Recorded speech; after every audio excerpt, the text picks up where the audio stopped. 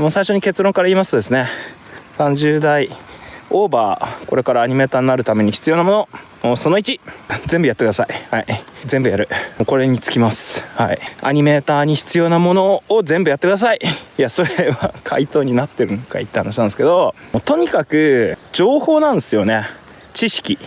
がなければ何も始まらないんですよ。強いて最初の一つって言うんであれば、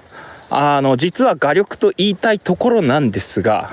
画力以前に情報です。じゃあどうやったらアニメーターになるのって言ったらですね、あまり褒められた方法じゃないんですけど、第二原画を撮れるように綺麗な線でちゃんと絵を動かすっていうのをひたすら SNS に上げ続けるの。どうやってそれのやつをってもうそれはね、もう今実物あるでしょ。それひたすら収集して、こういう能力が必要なんだっていうのをね、自分で探して検証して、自分でやってみて、そしてやっぱりそれは基礎画力も必要だから、アニメ習得でちゃんと素体を勉強して、そしてアニメーション的な知識も当然ないと、ただその線をね綺麗に描いたからってそれね、ちゃんとアニメーションになってなきゃ話にならないんだよ。それため詰め軌道ね、動き、ボールのバウンド、そういう基本的なねアニメ習得で教えてるような、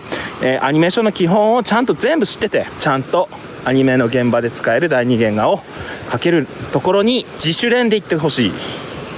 自主練で。これはね、皆さん知らないものにはなれないってね、ちょっとね X でポストしたのはそういうことです。自分が知らないものにはなれないんです。動画のトレスの仕方とかね、素人なりのトレスってありますよ。こんなかな、あんなかな、そんなかなのトレス。それね、何万時間やってもね無理です。プロのトレスってあるんですね。でそういう動画ね少ないけどあるはずです。こんなかなあんなかなじゃなくて、もうガン見すんですよ。トレスしてるとこ、おわこの精度でやるんか、そっかこの精度でやるんか、じゃあよしやるぞみたいな感じでやるんですよ。だって今情報あるんだからね。知らないものにはなれないってそういうことです。知ったからといってなれるわけじゃないんですが、まず最低限知らないものには絶対なれないから、まず知りましょう。年齢ね、僕が言ってることってのはあくまで前提条件ねであって、これ分かんないですから、何がきっかけで何が縁でね、やってもいないのに最初から諦める必要ないわけであって、表口の入り口からの入り方っていうのはスタジオの募集に合わせて自分がね、履歴書と作品を送るっていうのは普通でしょ。でもう一つがさっき言ったように、SNS で、自分の原画とかをね、上げて制作さんから直接仕事をもらう。別にやっていいわけです。別にアニメスタジオ入ってからアニメの仕事をやらなきゃいけないってわけじゃないから、こっちの方がおそらく30代オーバーの人としてはリアルだと思います。こっちが、普通、逆に成功法って言ったらいいのかな。多分数的にこっちの方が多いと思います。30代オーバー、40代以降の人だったらもうそういう入り方しないと基本無理かなと思いますね。しかもどのようなアニメーターになるかっていうことを具体的に、だってアニメ塾ってさ、いっぱいアニメーターになってる人いっぱいいるわけよ、塾生さんで。だったらそういう人いっぱいさ情報を集めてさ、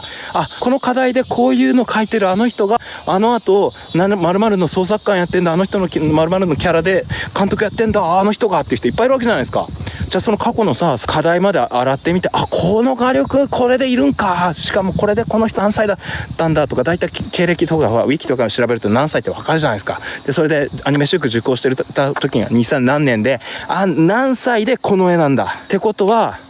このぐらいの画力がいるんだ何歳でってところまでさたどり着きませんか。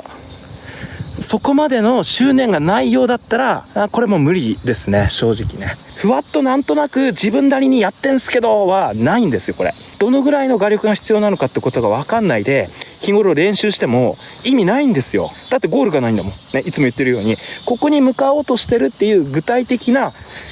プランがないのに、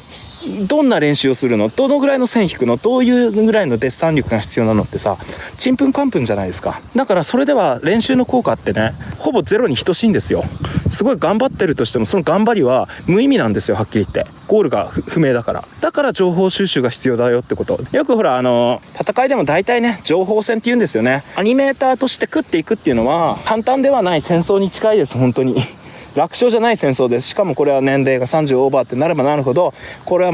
かなりハードルの高い戦争ですよっていうふうに考えた場合に、まずありとあらゆる情報を集めるというのは最低限です。スタートラインです。実力が全ての世界なんで、ちゃんと描ける、うまいカットを上げられる原画が描けるっていうことであれば、正直年齢は関係ないんです。ただその技術をどうやって身につけるかなんですよね、簡単に言うと。言ってしまえば20代前半終盤新卒扱いの人たちは、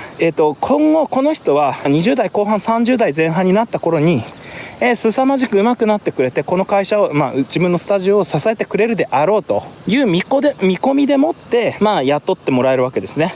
今で言うと結構ね、20万以上出して、若手をね、囲い込むのは、その後のメインスタッフになって、うちのスタジオを支えてくれるからというですね、将来性に期待して投資してもらえるわけです。しかし、もうその将来性の部分は過ぎちゃってるんです。だからもうその将来性って部分の担保を自分で、独学で補うしかないんですよ。ある程度歩き走り振り向きはもう何も見なくて空でアニメーションのクオリティぐらいに持ってくとか、そういう自主練で自分でその能力を補う、そんな歩き走り振り向きが何も見ないでサラサラ描ける人ってアニメーターでなかなかいないから、それできるだけでもかなりの武器になるからっていう風に、具体的にアニメーターに必要な能力はこれで、アニメシュークってこういうことを教えてて、だから第二原画をまず1回やって、それどうにか9大点になるようにやると。それを重ねてる間に、この人なんかこのぐらいできるんだったらちょっとレイアウトお願いしてみようかって話から、だんだんレイアウト原画とかね、あるいはこのぐらい第二原画すごいやってくれて助かるから、じゃあちょっと作家とか原画、ちょっとうちのね演出とかがちょっと教えたいって言ってるから、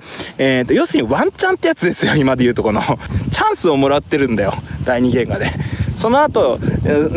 もうこの人このぐらいの線だろダメですで終わりかもしれないよ、当然。チャンスをもらってんの、第二原画っていうのは。SNS で中割りでなく第二原画から始まった方がいいですか？中割りもやりましょう。中割りができない人が第二原画できません。はい、全部やってください。自分でできる動画の中割りも全部自分でやってみてください。自主アニメで。自主アニメだったらなんぼでやっていいじゃないですか。できるじゃないですか。全部やりましょう。